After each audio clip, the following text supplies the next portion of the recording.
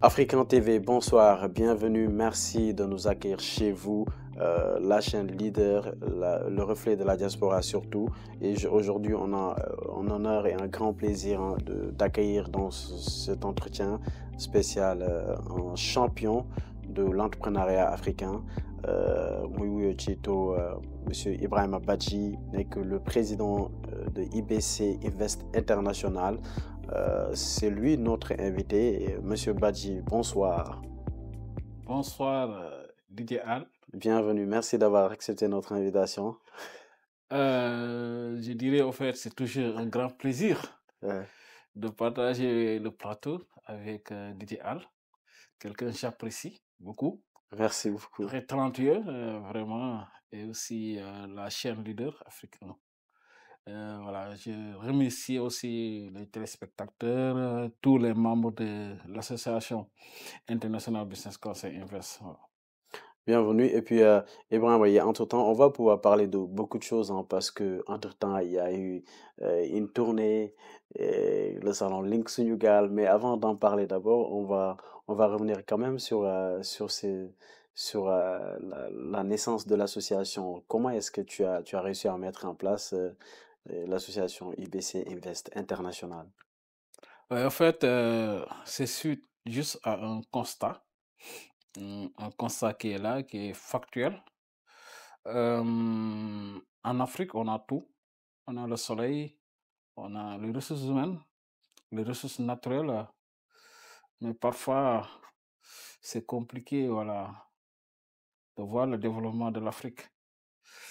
Et d'autres continents, si on prend le continent européen, le continent asiatique, je prends la Chine. Pourquoi la Chine s'est développée? C'est juste, il y a un mindset qui est là. C'est juste la co-construction.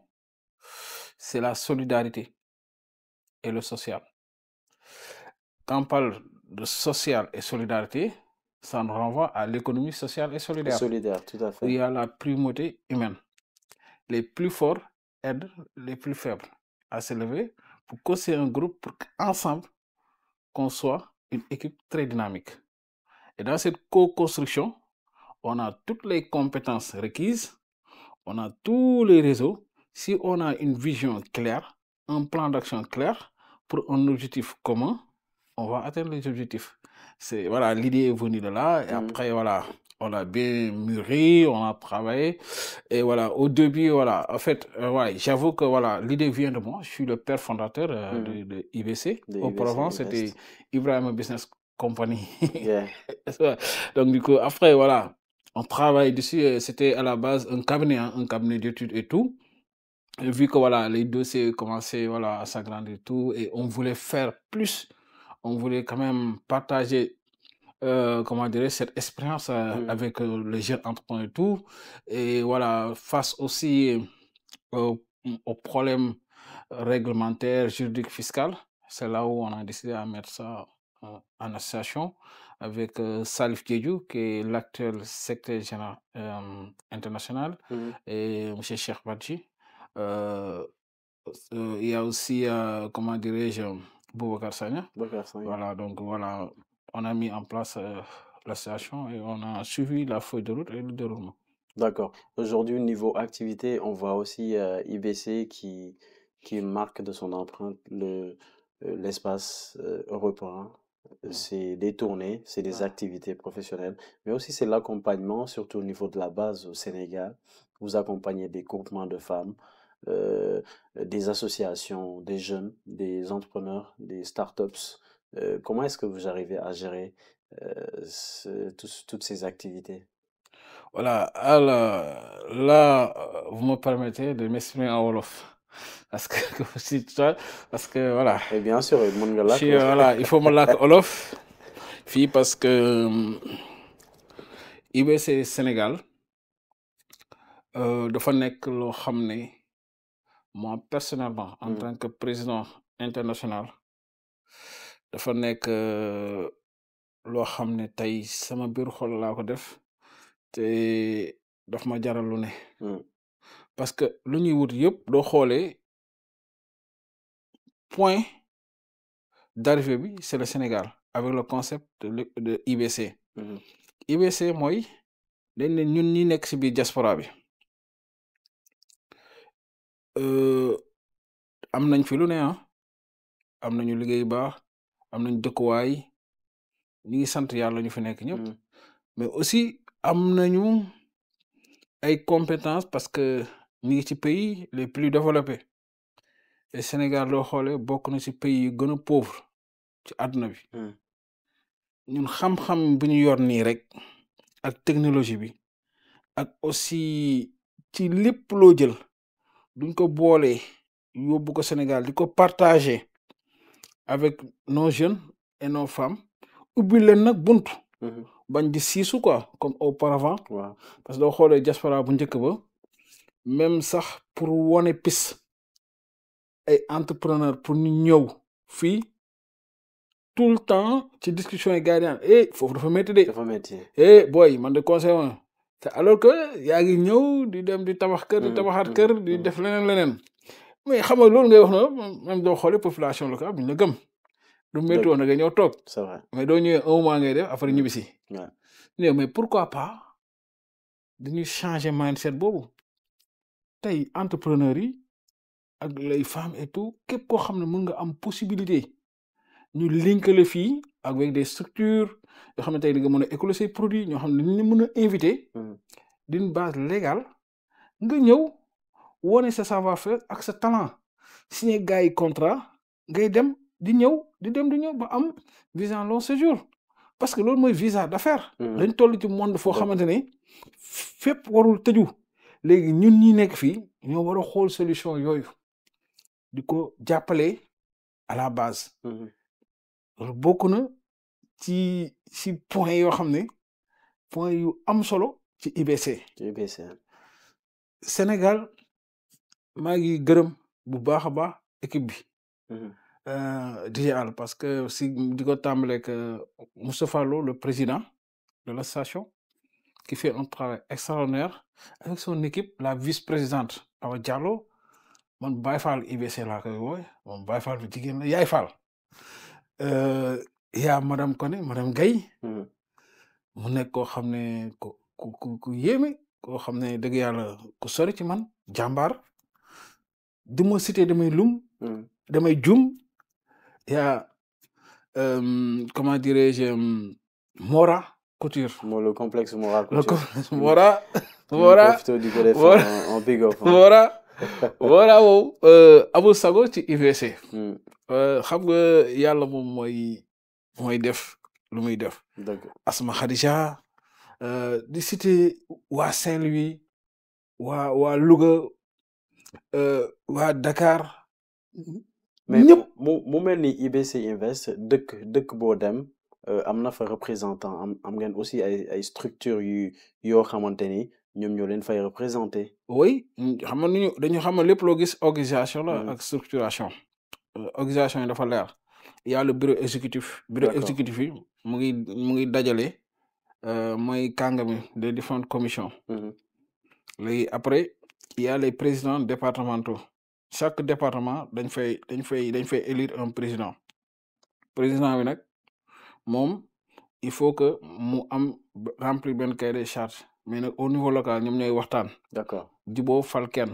bu fekkee fal ñu ko jubóowuñu léegi boobaa ñun ñooy décider ne kii lañ fay teg donc foofu mooy côté organisation bi mais aussi structuration dafa am aussi benn feuille de route boo xam dañ ko teg sur 2025 xam ne am na association yoo xam ne voilà c'est du rêve wala nekk si ay organismes yoo xam ne c'est du rêve plan feuille de route bi mooy ci 2025 dañu war a organiser ma commune mon forum département yëpp loolu mooy programme bu Sénégal 2025 ci ma commune mon forum lu ko war a tax mooy xam nga day am commune yoo xam ne toujours les couches vulnérables sont exclues du ma ne les couches vulnérables mooy ñoo xam ne tey mënuñu suñu bopp yenn secteur yoo xamante ni secteur yu xala yoo xam ne waa anti gémi dañoo néew doole jaaykatu gerte caaf bi d'accord tey mécanicien bi nekk fee di kii tey plombier wala kër xam nga donc doo xoolee tout le temps dafa am ci lu doon xew dañuy xool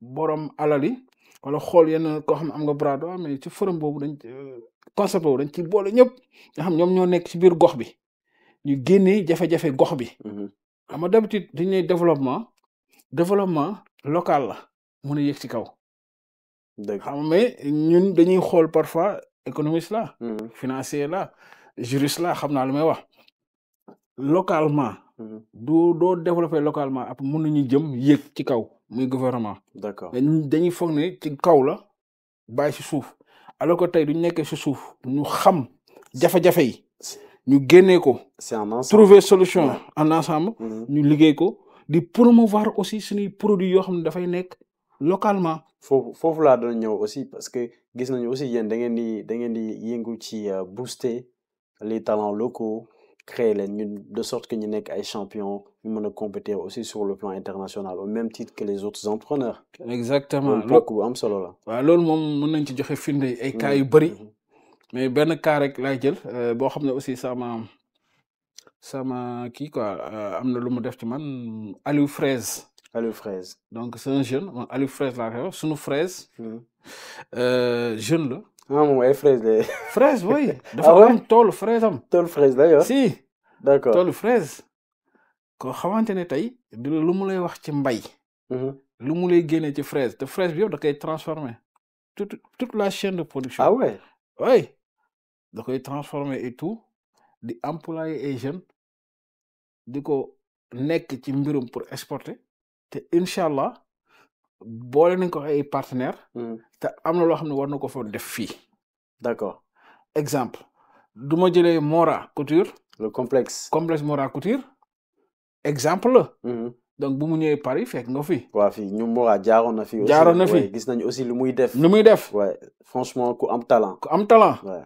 mais dafa am loo xam ne dañ ko yee ci moom ne ko ñaw bi mën na ko de il faut ñu cadrer ko structurer ko mais tey marque yi ngay jël ma benn marque par exemple tey costume yi ñuy sol xaman bi ban marque la voilà Digel léegi marque Mora mën na nekk fii bien sûr ay complexe la rek bien sûr tey Zara ay truc tout ça mais ñun suñu entrepreneurs yi mais booy li ñuy defar c'est extraordinaire mais c'est vrai mais lan moo leen manqué des structures d'accompagnement un réseau professionnel et aussi te loolu mooy IBC il y a un réseau professionnel et de compétences de renforcement de affaires yi il faut que jeunesse bi surtout les gens bañ a foog ne parce que loo ci wax financement en fait ça me perturbe il y a des choses qui sont plus importantes que le financement c'est le savoir-faire ba pare nga nangu ñu encadré par des professionnels xam ñu xam duñu la tegalee fii nga nattu daaw fii laa nekkoon tey fii laa ne d'accord ci renforcement ses capacités di def ay bilan ci link d'accord tout est réseau mun na la indi lu ne ba pare nangoo déglu bañ a yàkkamti te tey d'accord mais IBC bëgg naa ñu wax ci benn affaire boo xamante ni ça taraude les esprits des uns et des autres muy longévité bi et puis aussi ak le fait que aussi nga am la latitude di def ay événements collaborer avec des grands professionnels ay kàngam yoo xamante ni dañ leen ràññee ci wàllu entrepreneuriat ci business ci sur le plan international yow lan nga jàpp ni mooy secret bi tax nga mën a def ay événements sur le plan international mais saa yoo defee rek mu am succès bu mag. waaw Diar waaw fii moom dafa am lu ñuy jàngat rek. xam nga écrivain yi dañuy bind boroom xam-xam yi di bind di wax doo bëggee réussir les clés de succès nii ak nii ak nii. te tegal ay stratégie ak lépp man fu may tàmbalee mooy ñaanu waajur am solo en fait lu ma wax nii c'est très important kooku aussi di ko baaxee sama képp ku muy bëggee wala benn jeune boo xam ne ñaanu waajur ak tarbiwu say waajur lépp loo yëkkati day am mujj bu rafet loolu mooy première clé de succès. waaw c'est vrai jàng nañu am nañ diplôme yi am nañ damay gis yenn jeune wala yenn entrepreneur yu am fugg dama koy gis mais cër yi ñuy jox seen waajur ak tarbiyu day des tôt ou tard day gis résultat bi nit du amee ñaanu waajuram tarbiyu ko dara du la jomb ci àdduna c'est clair. sama waajur dañ ma gërëm dañ ma ñaanal tey anecdote laa lay jox te c'est pas le cas alman lu ndaw rek bu may def CM2 laa commencé di dem di maçon vacances jotee damay dem sànc te ñu may wax samay amis d'enfance ñu ngi Mbour 1 ay ñoom Modou Fall Matar dem sànc du ma liggéeyee ma génnee jox sama yaay jox sama dajale pour préparer sama ouverture amoon na foo xam dañ ñoon raxas ay bâche boobu bu may def BFEM la musu woon bëgg dara loo xam ne tey affaire mooy lu ma doon kii préoccupé mooy le bien-être de mes parents sama papa ak sama yaay d'accord. nawetaan damay yor glacière bi dem jàppale sama yaay dem jaay ji radi yéeg si tu as eu la fibre très tôt quoi. xam nga très tôt teel a gëm sama bopp waajur du pare mooy nga gëm sa bopp dëgg nga préparer wu aussi mentalement parce que être leader du ay wax je suis leader non leader c'est un parcours comme il y a un parcours migratoire il y a un parcours de la vie am fu nga jaar am yu métti yu loolu dal cafante yu métti di ko dékku xam fu nga jëm xam sa trajectoire fii dama fay jëm te UBC c'est ma vie c'est mon bébé naam je ne vis pas de UVC du loo xam ne moo may dundal moi je suis un cadre international te xam nga ci dara nekk yor sama cabinet di liggéey ñu am solo ci dëkk bi tekki fii mais UVC dafa nekk loo xam ne benn mouvement la benn vision benn esprit boo xam ne dem te secret bi yëpp may gëm sama bopp ñafe et encaisser nag toutes les attaques lu dul attaque mais justement toutes les attaques je les encaisse yaa ngi recevoir ay attaques chaque édition at bu nekk nga recevoir ay tons d'attaque mais comment est-ce que tu fais pour gérer toute cette pression parce qu'il y a beaucoup de bruit autour de cet événement, de cette association en tant que leader, en tant que personnalité morale de cette association. Comment est-ce que tu fais pour gérer ces vagues d'attaques venant du public, venant d'autres personnes? waaw xam nga dama lay jox ay cas yu ndaw rek xam nga luy dem foog coow yu bari te événement bu amul coow baaxul xam nga coow li moo koy neexal mais da ngay naan teg xam fu nga jëm surtout association fii France la waxuma yeneen wala ñu jëm diaspora koo xam ne moo am longe bi depuis 2018 ba léegi di organiser événement muy am retombé ngay yëkkati muy yokkaat loo defaat changer leneen def ay initiative yoo xam ne kenn defu ko ngay toog duñu xam fooy jëlee xaalis duñu xam noo koy tegee duñu xam noo kii mais il y a dans cette vie il y a des sortes de personnes ñoo xam ne yàlla moo leen ko bindee. D'accord. Moi je réponds j'ai pas ce temps. mais xam nga mooy sama temps. mais à un moment donné. xam nga mooy sama temps. j'ai pas ce temps. D'accord. sama temps mooy quand je vois exemple benn extrait UBC Sénégal dañ doon monter benn cellule à Louga. Quand je vois la population ci ñoom zone bu ñu dem bu ruqe boo xamante ni espoir bu ñu am ci UBC pour mën a génn ci jafe-jafe yooyu. man yooyu moo may tere nelaw. doo ne lan moom bëgg a perturber. c'est-à-dire comment je peux faire pour trouver des solutions stratégiques je te dis de. Être utile à ta société. Être utile à ma population. D'accord. Au moins. ñi kii de def na fi lii def na fi lii te lu ñu fi def mënuma ko citer parce que lu naan weddi gis bokk ci da ngay dem ci site UBC Invest. benn bu ndaw raa boo xam ne dafa génn récemment nii. loo xam ni mais ñi ngi sant yàlla lan lañ def te loolu daf bokk ci feuille de route bi parce que feuille dama la waxoon maa koy moom ko mais dafa am benn ferme intégrée mais aussi former les jeunes et les femmes xam nga parfois dañ naan Sénégal dafa métti amul xëy mais j'avoue d'une chose il y a un problème de compétence Compétence, il faut former aussi la jeunesse. compétence oui parce que formation yi am na yeneen formation am même université am na yeneen kii il faut une refonte je pense que gouvernement mu ngi ci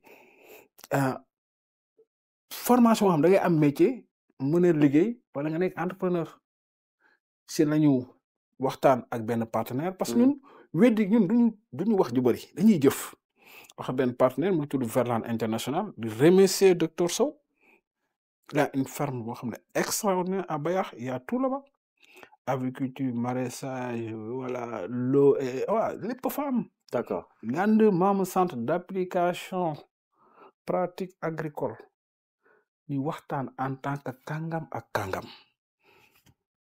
awma xaalis lii laa am xaalis est-ce que xam nga du xaalis lii moo koy xel mooy indi xaalis mooy indi xaalis mais en tant que financier il y a aussi beaucoup de bruit autour de cet événement IBC SICA. On en parle très souvent. Comment est-ce que le président fait pour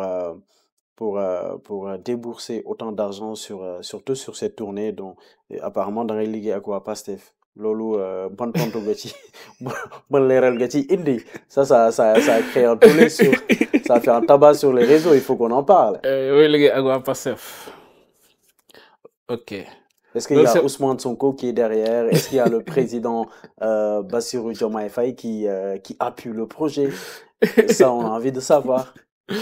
Non, mais xam nga merci xam nga tamit li tax may lii dina def buzz parce que li tax sa émission bi yow muy neex doo may dara te si digg ngay jaar ok li wax am na solo parce que du tey lañ ko digg di wax nii sunu édition wu pavillon sous bois yaay woon foofu lu tax parce que dafa amoon benn édition boo xam ni ko tuddee woon destination la Casamance link sunu gaal destination la Casamance période noonu nag période boobu la affaire yi tàngoon entre Sonko ak Macky Sall ak nguur gi et j'avais fait des sorties naqarlu ko gëwma loolu wax gars yi te loolu laay wax ba léegi ne leen politique lu am solo la ci am réew mais day toll foo xamante ne dañ ko war a teg de côté ñun ensemble parce que tey man lu ma gëm la ku ci nekk doon du ma joxe réew ma lii mais du ñu booloo woon opposition comme pouvoir ñu booloo suñuy réseau waa opposition du ñu am ci réseau à l'international indi ko du ñu am ci alal ñu indi teg pouvoir ñëw indi amam ñu nekk unir nekk benn koo xam ne tey mandat balaa moo jeex kenn du wax affaire opposition li ñu wax mooy développement di créer emploi doona kii après doo am kii mais duñ ko defee Sénégal du développé. Unité nationale mais unité nationale économique durable nga xam ne couleur politique ñu teg ko fële même à la base doo xoolee au niveau local collectivité territoriale yi bëri yoo xam ne doo xoolee gisee lu tax mu am blocage day gis maire bi day nekk pouvoir kee nekk opposition ñiy bloquante ba ay bloqué ay projet lu ma dama ko xam exactement dafay am impact day am impact ci dëkk bi moo tax dëkk bi du dox d'accord même doo xoolee ci ministère yi ci yenn direction yi kay du demee balaa moo raxas kenn yow da ngaa mën a identifier ñëpp kii bokk système kii si système la day bloqué léegi nag man dama defoon benn sortie ñaawlu dañuy def Sonko d'accord ñaawlu ko pour lan parce que je suis un Sénégalais am naa sama droit ma wax la may wax joxe sa point de vue joxe sama point de vue situation dëkk bi beneen mbir bi ñoo bokk Casamance beneen mbir man maay buuram Sonko yi xam nga ñoom étudiants yi la ñu bëgg a lekk Sonko man maay buuram d'accord bari si dalaa ñëw léegi nag ñuy wax affaire ay Pastef ñoo nekk sama ginnaaw et tout ça voilà gouvernement moo may financé tout ça amul benn problème je concerne ça man je suis avec le gouvernement mais nguur gi non non bàyyi ñu ma ngi expliquer joxe ñu ngi joxe non xaalis non waaw nguur wala gi déet nguur gi ban xaalis la ñu jox parce que non man non du fekkee ni du defe fekkee naa ni di ci àll mhm, du fekkee ni soutenir parce que man lu ma gëm laay man sama mindset la je suis apolitique aw ma sax carte électeur je suis apolitique ma xam laa gëm développement durable qui n'a pas de couleur politique d'accord et gouvernement bu fi yàlla teg mu Sénégal dama ciy jàpp bu baax a baax a baax parce que si jàngat laa koy teg ci lu ok leer ok kat doo xeexee gouvernement xeex nga Sénégal mais tey ñun lii ñuy def nii yëpp mais gouvernement bi lañ koy defal mhm. te laaju ñu leen dërëm Mais joxuñu vous êtes ouvert quand même à mais travailler avec le gouvernement dans le mais cadre du projet mais bien sûr mais Link attends xanaa Sénégal. déggoo ma ne la Mhm. ñooñu de ne Pastef laa bokk damay ne waaw Pastef laa bokk Pastef laa bokk gouvernement bi nee nañ gouvernement Pastef la comme on peut pas différencier la république et un parti public duñu politique duñu mën a différencier wu ni Sénégal lii mooy Sénégal Hmm. sunu couleur verte jaune rouge étoile bi si digg bi étoile verte bi am devise un peuple un but une foi Ouais. nekk ay doomu ndaw doomu sénégalais mais dañuy jàppale gouvernement bu baax a baax ñu réussir ce projet là parce que tey du ñu réussir mais ñu ñëpp ñoo ko réussir D'accord, c'est clair. C'est clair. gars yi le temps ñuy toog si internet yi di live di saagante ay ndey di live en fait Sénégal dafa am benn problème boo xam ne dama ko fa gis il faut que ñu def une assise nationale xam na man ñu def assise nationale Ouais. c'est-à-dire que dafa am xol yi Mhm. dafa war a laab yàlla lu mu may doomu aadama nga nangul ko ko yàlla ko may kenn mënu ci dara D'accord, mbirum sunu borom la d'accord. Mais bëgg naa ñu wax ci ñu dugg ci événement bi parce que tournée bi aussi mi ngi wéy am na beneen date bu war a ñëw mais balaa boobu dama bëgg ñu dem xooli élément bi si vous venez de nous rejoindre en direct, je rappelle qu'on a un entretien avec Monsieur Ibrahima Badji, président de l'association IBC Invest International, une association qui fait beaucoup d'événements actuellement en tournée d'ailleurs. Il y a une grosse date qui se prépare pour Paris le 31 mai, le salon Link Sunugal, l'ultime date d'ailleurs, où vous aurez la possibilité de venir réseauter, créer de nouvelles connexions, rencontrer les investisseurs, rencontrer d'autres personnalités du monde entrepreneurial, nouer des contacts pour lancer ou relancer votre business. C'est le rendez-vous qu'il faut d'ailleurs pour lancer votre activité entrepreneuriale. Et avec la complicité de la régie, on va aller regarder cet extrait, le spot de la tournée IBC Link Sunugal. On regarde ça, on revient sur ce plateau pour la suite de l'entretien. Link Sunugal. Link Sunugal International, la tournée européenne en marche. Après Link Sunugal Allemagne novembre 2024, Link Sunugal Italie décembre 2024, Link Sunugal Espagne Saragosse février 2025, nous voilà au Link Sunugal Paris avec les collectivités territoriales sénégalaises. 31 mai 2025 aux 3 rue Docteur Lancereau 75 008 Paris 8e. Des tables rondes sur les opportunités d'investissement dans les collectivités territoriales, la promotion du financement productif de la diaspora, les structures d'accompagnement des porteurs de projets de la diaspora. Et ce, sur l'accompagnement du ministère de la Microfinance et de l'économie sociale et solidaire, avec la participation de notre artiste ambassadeur Demba Guissé. Infoline 00 337 58 63 47 16. 3 rue du Docteur Lancereau, 75 008. Avec Link Sunugal, la diaspora est au cœur du développement durable. Alors, Ibrahim, nous venons de regarder ce spot, un très beau spot qui a été réalisé par la chargée de communication de l'association Asma Khadija. On va quand même profiter pour lui faire un coucou. Et puis, du coup, rek liggéey bi mi ngi nice, mi ngi continuer. Mais tey, tournée bi aussi, tournée bi, demoon ngeen fi Allemagne, demoon ngeen également Italie, Espagne ak Portugal.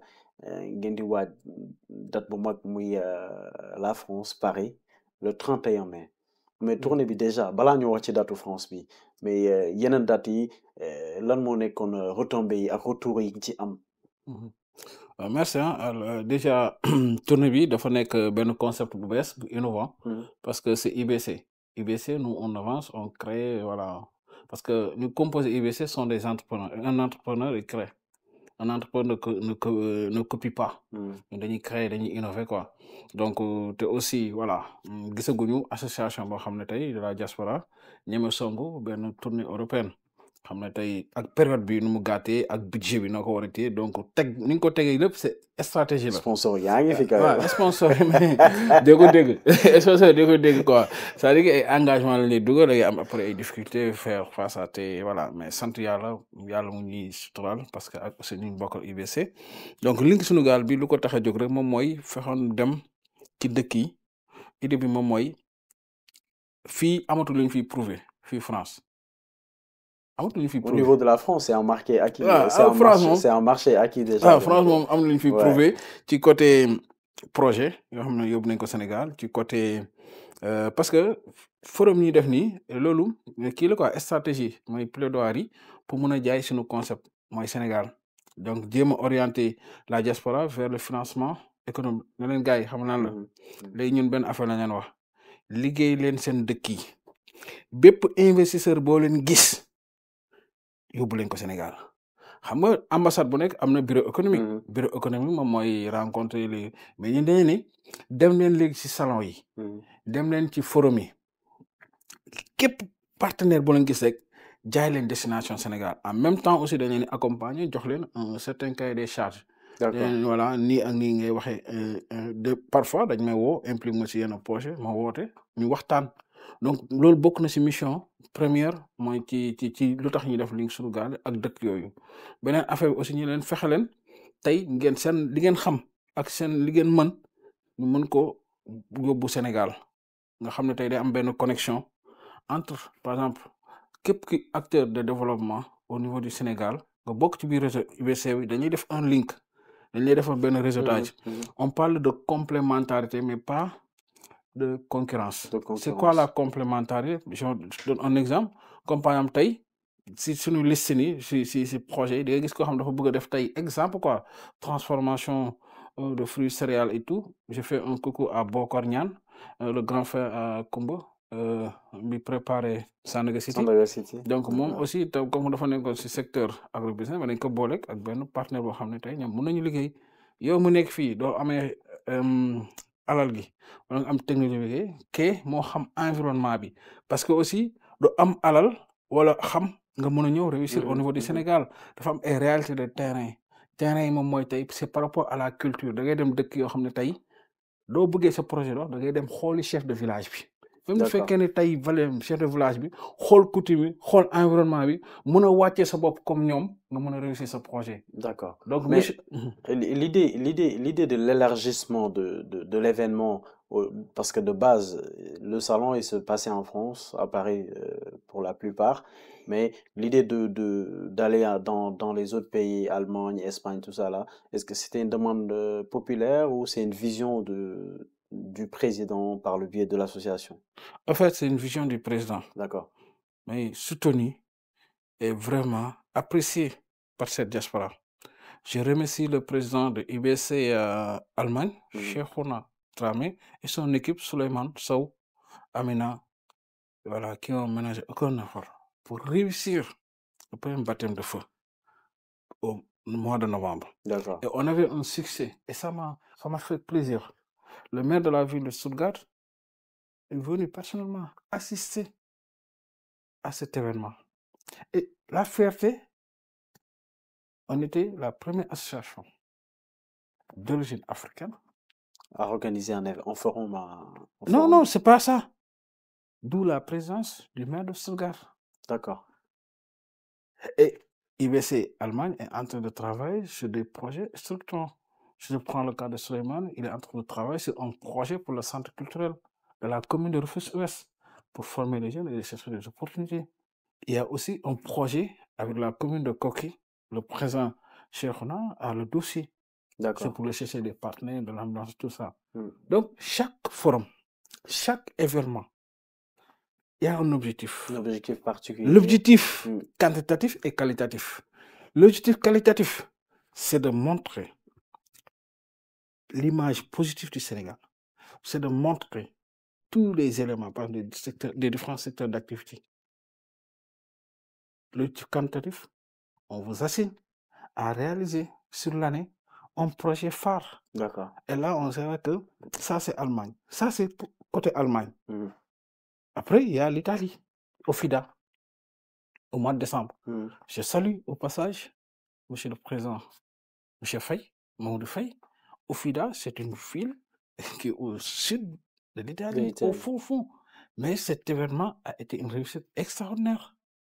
On avait 2 maires, des consuls, et aussi, il y avait un comité d'échange qui regroupait des partenaires italiens. Mhm. Et cet événement a une belle retombée. À l'heure actuelle, le président de l'Italie est au Sénégal.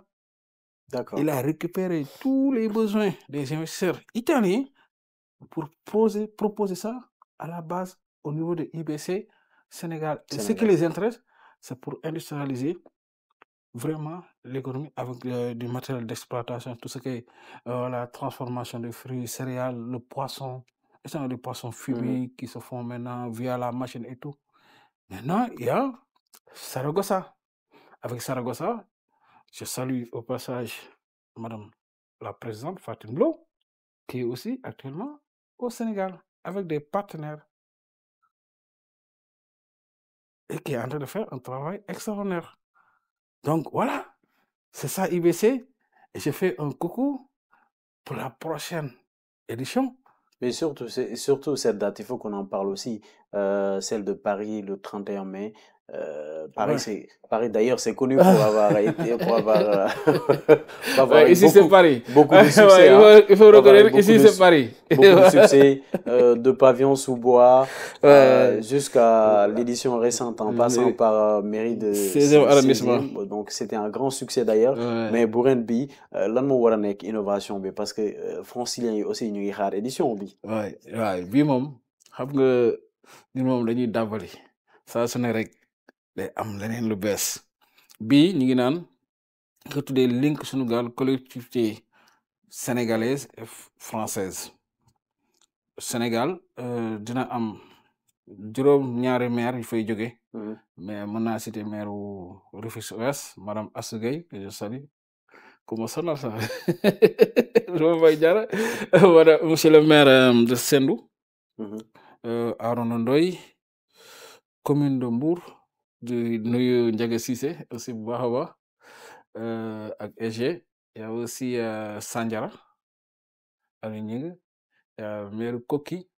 D'accord. Monsieur le maire Si nekk un jeune boo xam ne tey muy def la am solo bi Koki. C'est des maires qui seront tous là pour il y a aussi le président du conseil départemental de Keur Massar.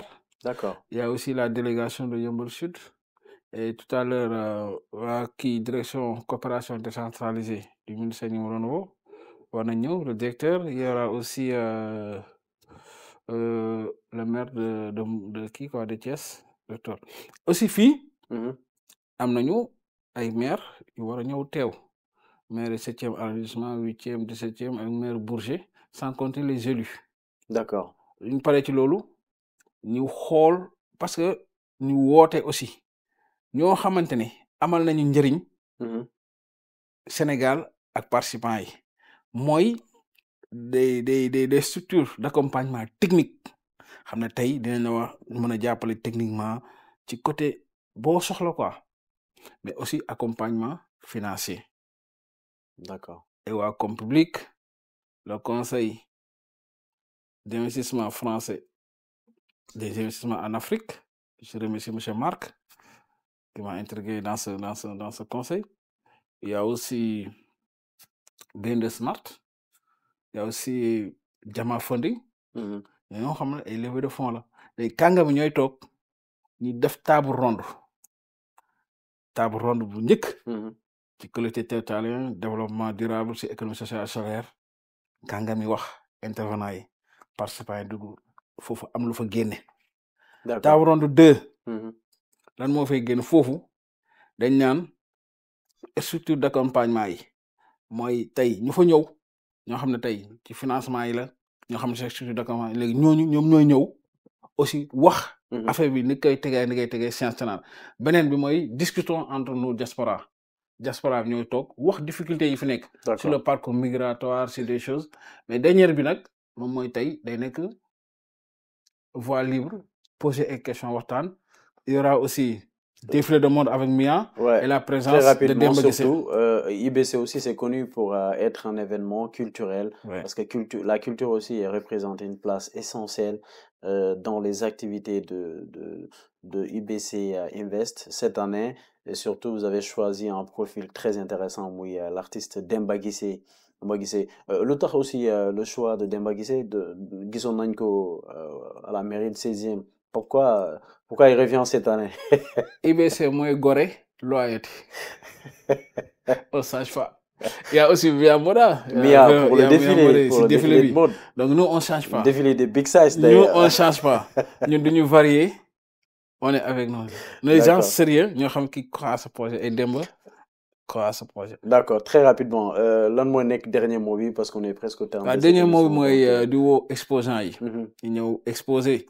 Parce que exposition yi am na solo donc di nga ci am visibilité di ci am contact aussi di nga écouler sa projet et le prix est fixé à 180 €. 180 pour les stands. Donc pour les stands. Di woo aussi les participants de venir parce que l'entrée elle est gratuite donc vraiment à partir de 9 h parce que voilà ñu ñëw bokk événement bi aussi di wax aussi voilà consul bu France di ko remercier parce que quand même retour ñu jot a amagum positif na ci ñu accordé ci visa te loolu lu ñu ko mën mooy sérieux xam nañ ñu ñun ci voie bu ñu nekk donc di ko ñaan aussi ñeneen ñu fa des ñu may la ñu ñëw exposants yi aussi yuy jóge Sénégal mën nañ ñëw parce que ñu am ci exposant Sénégal bariwul ñett lañu inchallah te aussi ku fay sa 1500 € war nañ la mën a may quand même nga ñëw exposer waaw loolu aussi dañ koy ñaan ñëpp di remercier quand même toute l'équipe de IBC France, Salif Diédhiou, Narcisse Bandim, DJ Al, Bassirou, le grand Bassirou,